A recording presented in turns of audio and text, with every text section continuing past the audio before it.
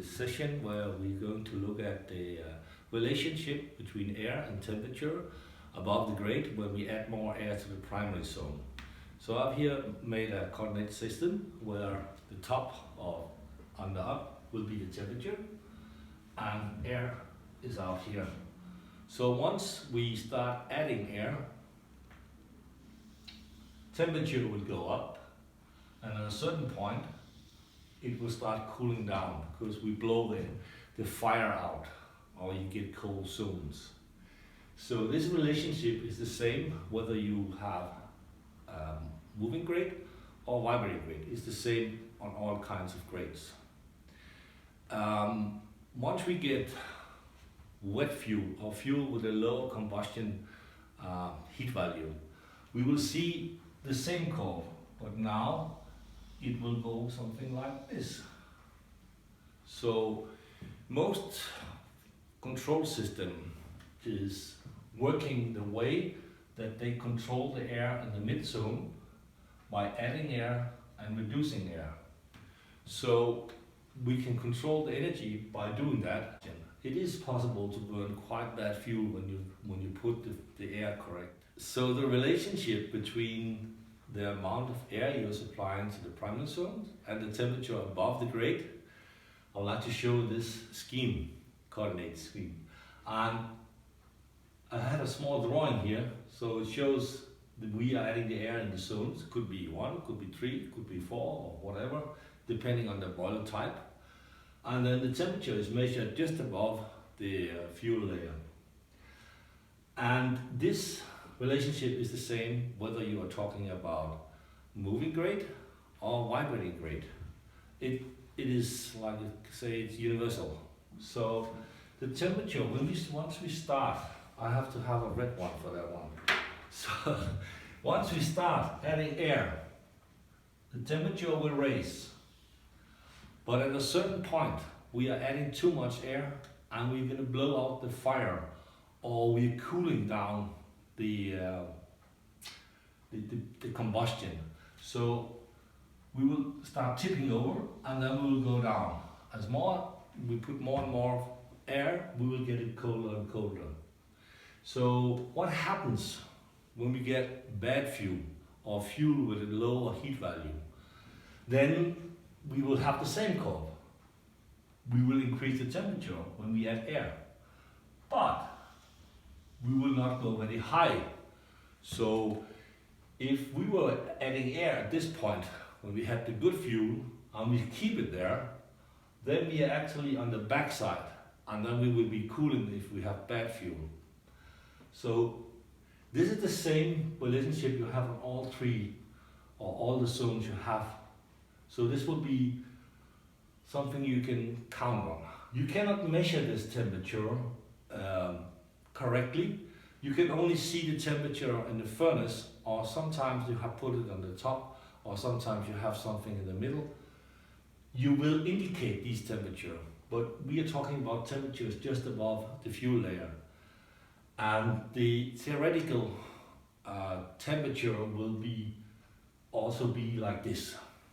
But you won't see it that's clear in the boiler, but it works like this. When we're getting bad fuel or lower heat value in our fuel, it's normally wet fuel we're getting in. Then we will get what we see. In the boiler we will see lower temperature in the furnace, but we will see higher temperature in the top because now we have a higher transport of air through the boiler. But we also see UBC. And what is UBC? UBC is unburned carbon. So when you have an operator who sees UBC in the bottom ash, the first thing he will think is that let me increase the time that I have the fuel inside the boiler, because then it had longer time to burn. The question is now, is it correct or incorrect? My answer is it's very, very wrong. You should do exactly opposite than 99% of all operators are doing. So what shall we do when we get unburned carbon in the bottom ash? and we see this increased temperature in the top of the boiler but not in the bottom, then we can see the theory says that we will have lower temperature and we should get less air. So we will have to work on this line now. When we imagine that we have the boiler here, the fuel layer here, and we have a temperature here, and we have air supply here. Inside the boiler, even though we went down in the maximum temperature, we will still have around 1000 degrees here. Depending on how much we preheating our air, we will only have maybe 200 degrees here, where we put it in. So now we're getting bad fuel, and we try to keep it longer inside the boiler. What will happen with the layer? The layer will be thicker, like this. And do you think that this one down here is burning? Now when you put more on top of something that doesn't burn, that's a very bad idea.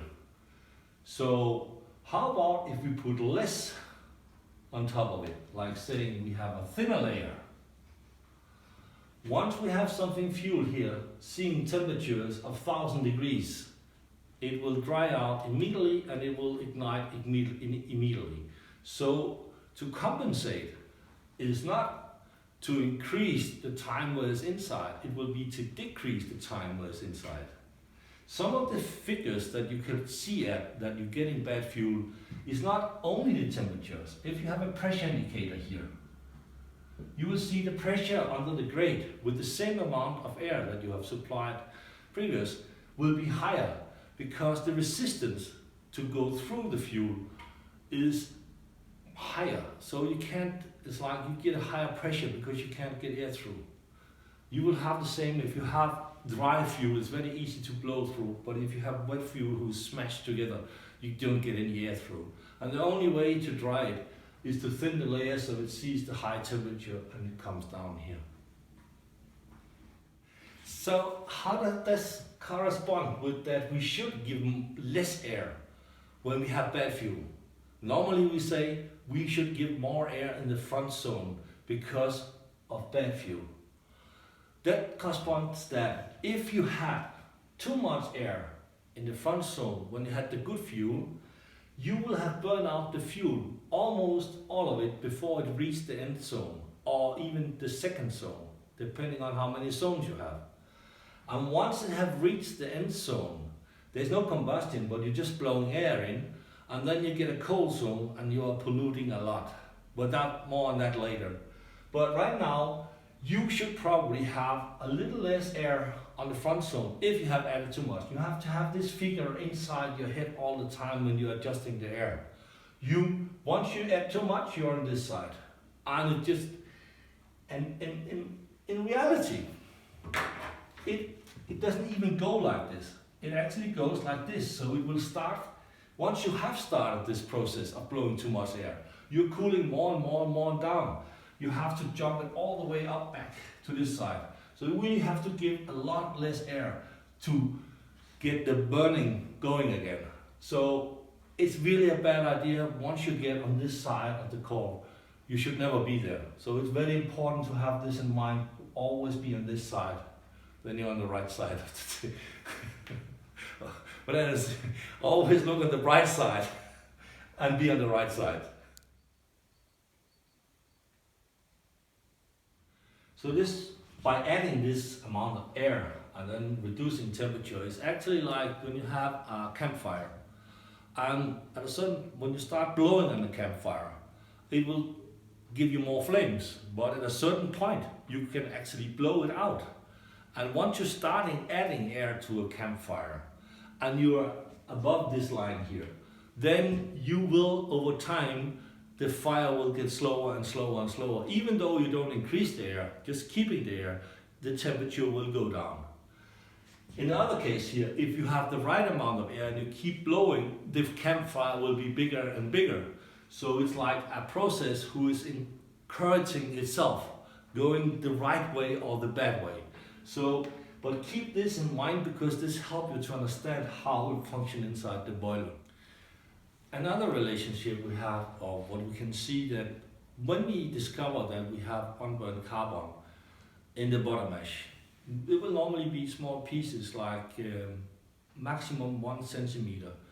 And it will be a little bit dark, but it will still be recognizable as biomass. It's very seldom we get something out that is completely unburned, then it's something that's been flying down there.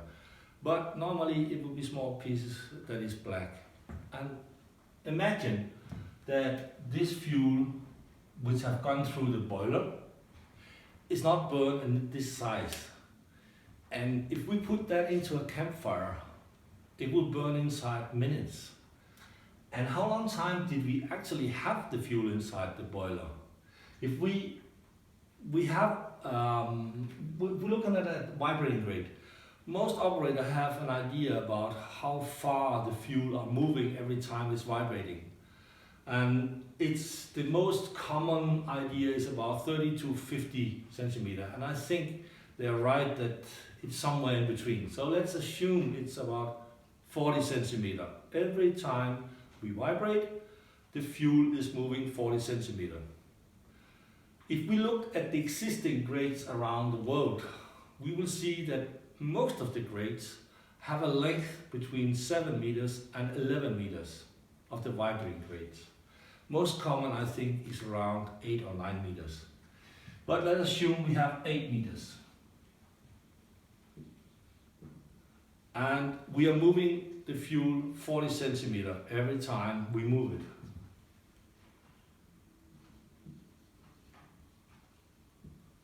This means that we will have to vibrate 20 times before the fuel comes from the beginning to the end of the boiler. And then it's very individual from plant to plant how much waiting time they have on the vibrating grate. Some plants will run with up to 12-14 minutes between every vibrating. Other plants would run with 1 minute. But let's assume we say 10 minutes. We have a waiting time of 10 minutes. I think the most common I've seen is about 5 to 10. So let's say 10, just to show how long time the fuel is inside the boiler. So if we have 20 times and there's 10 minutes between every vibration, we will have the fuel inside 200 minutes. 200 minutes is more than 3 hours inside the boiler with the fuel. And it comes out small pieces of unburned this size. How can that come? How can that happen when we have it so long inside there? And we can also imagine that it will not help us to get more than 4 hours. There's another problem. There's something else wrong. If we imagine that campfire and we have this small piece and we put it on top of it, it will burn inside 2 minutes. Doesn't matter how wet it is or how difficult it is to ignite, it will still burn inside very few minutes. And now we couldn't even burn it inside 4 hours. So we have to look into what is wrong. And this is something which can be several things. Of course, if we have a mechanical problem, that's one thing we have to look at. But if everything is okay, then there's something else wrong. It is like when you imagine that you get bad fuel, the most common reaction is that when you see this UBC in the end, you are holding back the fuel so it keeps a longer time, you keep it a longer time inside the boiler. And that is the wrong decision because it hasn't seen the temperature up here. Here we have more than 1,000 degrees. And here we only have 200 degrees or there around 200 degrees to dry it out. If it sees 1,000 degrees, it will burn immediately. So we have to thin the layer. So the right decision is to thin the layer. Of course, once you start thinning the layer, you have about 3 hours of fuel which is not combusted, which have to be thrown away or going out as unburned. And if you do the opposite, holding back the fuel, you will see a reaction inside half an hour. You will see very soon that in the beginning you get less on the UBC, because now you're giving the last part here a longer time, so it will have longer time to burn out. But you are increasing the problem because you're increasing the layer. So after 3 or 4 hours, you will see a very bad reaction. And then your shift is probably over, and the next shift have all the problems. The thing is, pressure under the grate.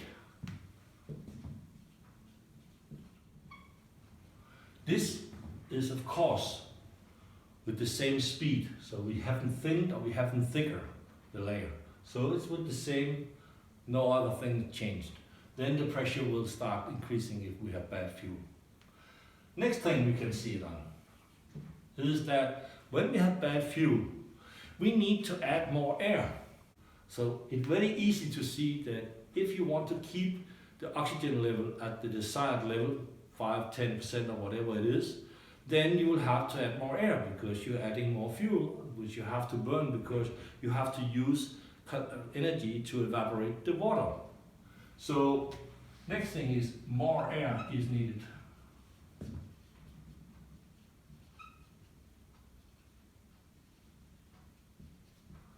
To keep the same oxygen content. And once we add more air and we have the vapor of the water filling something inside the boiler, it has quite a big volume, and we have more air, then the transport of the air is the speed of the air inside the boiler is much higher. So this will give you higher temperature in the boiler, in the top, but it will also give you higher temperature outlet of the boiler. But the furnace temperature will be lower, because if you remember the curve, where you have bad fuel, just above the grate the temperature will fall, but actually increase in the top of the boiler. So top temperature go up. And outlet goes out.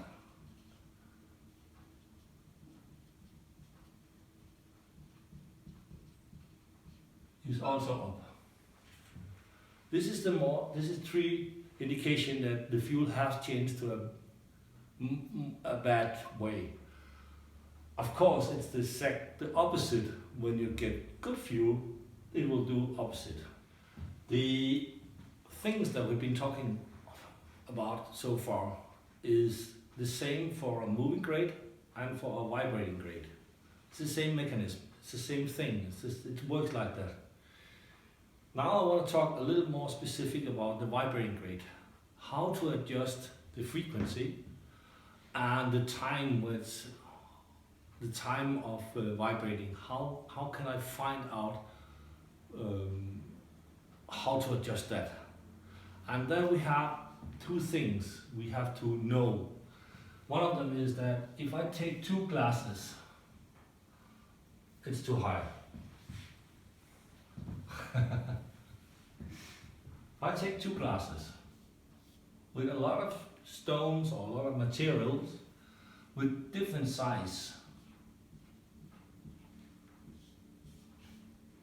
and it's placed so it's all around, there's no sorting of it, and we imagine that one of them, I do blow air in the bottom. Here we add air.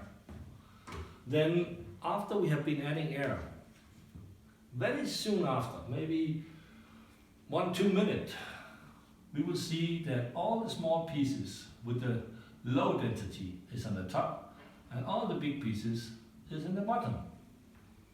Because because it's easier to what do you call it? The low density will float on the top. It's like when you have quicksand. When you go out to quicksand, you just, because you have high density, you go right to the bottom. Same thing happens here. Big things go to the bottom, small things go to the top. When we then imagine that we vibrate this one, then the big things will come to the top and the small things will go to the bottom. And how come is that? Yeah, because once we vibrate, we are adding energy to something.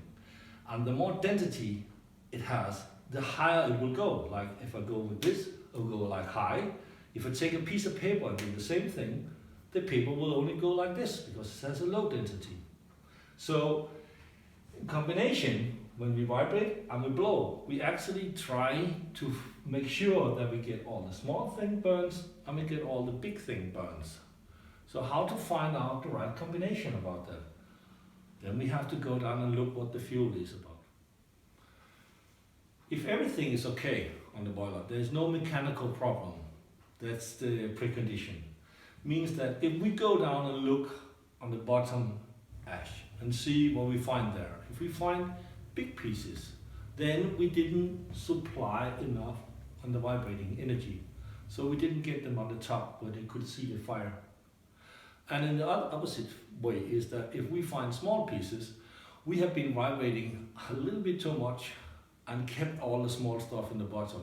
Normally it's not the problem. Normally it's always a question about seeing the high density stuff if we get that burned. So we will normally adjust after that. And that means we will normally end up with a frequency between 41 to 44, somewhere in between there. That's the normal position. It could be opposite, it could be different. But what happens is that sometimes we see this problem occur and we don't know why. And we cannot solve it by vibrating or adding the air. So there's something else wrong. That's a mechanical problem. And how do we see that? Sometimes but we see the problem with small pieces unburned, and also we have small with high density unburned, and we have, but in that case, when it's a mechanical problem, we will also see pieces which is melted together, like we will see big pieces like lava, like a rock coming out. And we will also see it when we look inside the boiler. We will be able to see that we have like a melted layer on top of the fuel. And that's protecting the fuel from underneath it to burn, because it's protected from the layer of, I'll call it like stone, like a rock almost. The only way we can create this kind of rock is that when we have temperatures above 1300 degrees. And the only place where we can get 1300 degrees is when we have a leak in the grate. Because around, normally when we burn in a boiler, we will have a combustion where we only add 50 to 60 to 70% on the primary, so, and 30 to 40% on the secondary, or even more. That means that you will not have enough air to achieve 1300 to 1400 degrees just above the grate. You simply doesn't supply enough air.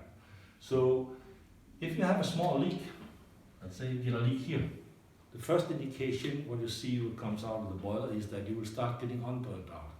But you will also see these small pieces of rock, because these will be created around this area and move all the way down and goes out here.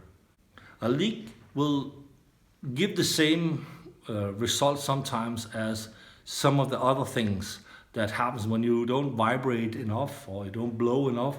Then it will show with when you have the leak in the grate, you will start getting small unburned particles. You will also get bigger particles, and you will be saying to yourself, what the is wrong? When we have a leak on the grate, meaning that we have places where the air can go very easily away from where we want it.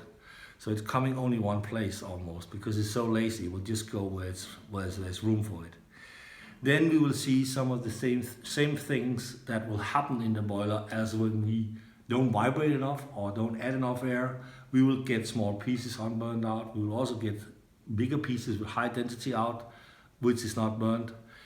The most sure indicator that we have a problem with a leak is that we will see that there's coming out rocks which is melted together like volcanic. It needs about 1300 to 1400 degrees to melt together to this kind of rocks. And it normally breaks when it comes down in the water and the bottom ash, and then it breaks in small pieces. But the reason why we get these 1300 to 1400 degrees inside the boiler is because in the design phase of a boiler, you are not adding enough air to get these temperatures just above the grate. You will have lower temperature because you're normally adding only 40 to 60% primary air and then the rest to the secondary zone. And that means the most combustion is actually happening in the secondary zone. Here, when you're adding all the air in the primary zone one place, the temperature will be very high in this area and will be high enough to melt the ash together to pieces. And that means you don't get the air where you want it, so you will get the same reaction that you get unburnt out. So sometimes we have to, compensate for mechanical failure. That means we will start to pollute, because once we run the boiler out of its comfort zone or out of its design zone, you will create more CO, you will create more NOx, you will create more unburned, and you will have bad fuel economy, and you will produce more fly ash. There's a lot of complication about doing this. But the most of the thing that the plant owner will look at is the unburned. He doesn't want any unburned. So you probably have to look at that, and then you doesn't take that much care about the pollution. And that is the only way you can do that is by adding more to the primary zone, because you need the air to lift the small pieces so you can burn them, and you get air all over the place. And that means, again, you get more air in the zone where you have a leak, and thereby you also get a higher temperature there. It's like when you are cutting with gas. You have a zone where you will have high temperature. You will also have possibility of getting high corrosion temperature, high temperature corrosion in this area. So you should fix it immediately after, but sometimes you just have to run the boiler.